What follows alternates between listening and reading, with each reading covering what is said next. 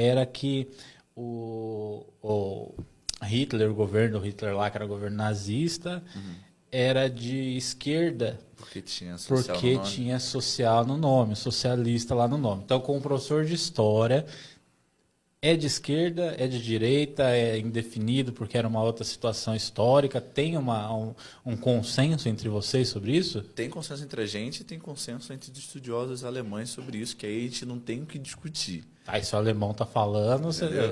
Que é extrema-direita. é extrema direita. É. Extrema direita. Inclusive foi uma gafe que o governo brasileiro fez faz uns 3 anos atrás, eu acho. Foi o nosso ministro de Relações Exteriores, que eu não vou lembrar o nome agora dele, mas ele fez essa colocação que o Partido Nazista seria um partido de esquerda, nessa mesma argumentação, e aí, acho que foi o Museu do Holocausto, e o governo alemão falou assim, então, vocês estão falando bobagem, é extrema-direita, e aí você fica quieto e aceitar. Mas é porque que acontece?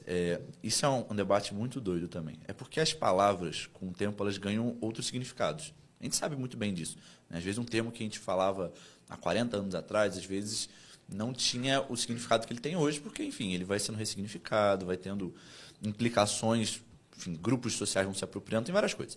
E o socialismo, o termo socialismo, no começo do século XIX em geral, começo do século XX, ele era um termo meio genérico, vamos ser bem sinceros, era um termo muito genérico, assim.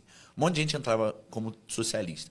É porque socialismo, ele é um termo mais amplo. Quando a gente fala Aqui, socialismo hoje, aí, ó, isso aí, ó. O ministro diz que fascismo e nazismo eram de esquerda e já era polêmica. E aí teve uma galera da Alemanha que foi falar no Brasil e no exterior. Os alemães responderam a ele. E aí ficou feião pra gente, né? Olha o representante. Fica feião pra gente.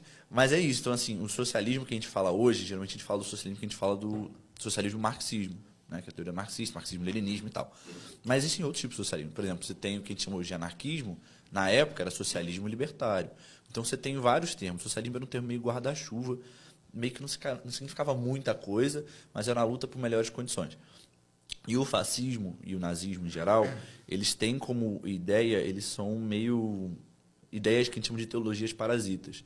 Eles grudam nas ideologias populares da época, porque é onde tem um anseio popular, e ele vai desvirtuando dali, né? Então, por exemplo, hoje talvez ele não entrasse já, né? Hoje o fascismo, por exemplo, não entra mais dentro de grupos socialistas, ele entra em outros grupos mais populistas, não que eu odeio esse termo, grupos mais populares, ele entra mais voltado para a área de comunicação em massa, voltado para a internet, ele caminha por outros lugares. Na época, não, né? Então, na Alemanha, ele caminhou dentro das ideias socialistas, assim como na Itália ele caminhou dentro das ideias socialistas, mas ele não é socialista.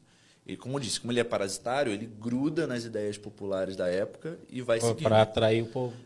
E assim, e ter o nome não significa muita coisa. Muita coisa se chama com um nome parecido com outra e não é. Então, assim, não quer dizer nada. A gente vê nos partidos políticos aqui, né? Se for analisar os partidos políticos, você vê muita coisa e fala, mano, não faz o menor sentido. Faz nenhum, exatamente. Então é de extrema direita e ponto final. Extrema direita, ponto final. Então é isso. Então você aí de casa, ó, você tem o tiozão do Zap aí que fica mandando essas abobrinhas, já manda esse corte para ele. Ou se você é a pessoa que fica falando essas abobrinhas aí, já melhore, por favor.